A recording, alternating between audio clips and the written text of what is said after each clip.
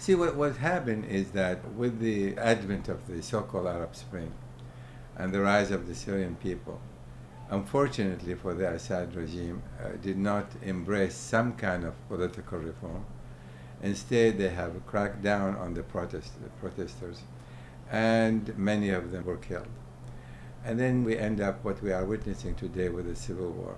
But that provided an opening to many jihadist groups that converged to own Syria from all parts of the Arab world, including, for example, Pakistan, even Indonesia.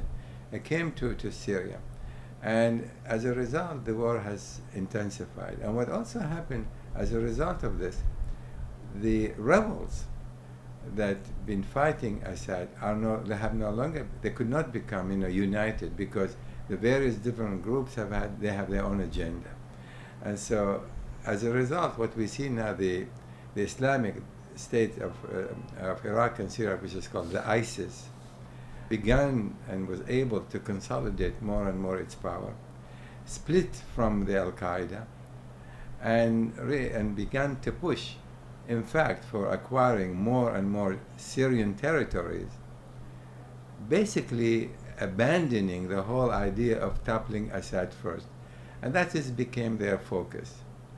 And as a result of that, having succeeded this much in Syria, they decided now to further move south toward Iraq.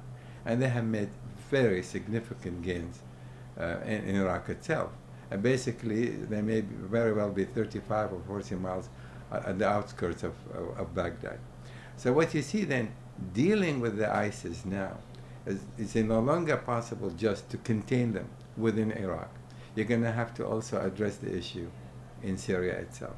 And that is why the two conflicts have become intertwined, and the solution is going to be much more comprehensive rather than focusing on one or the other.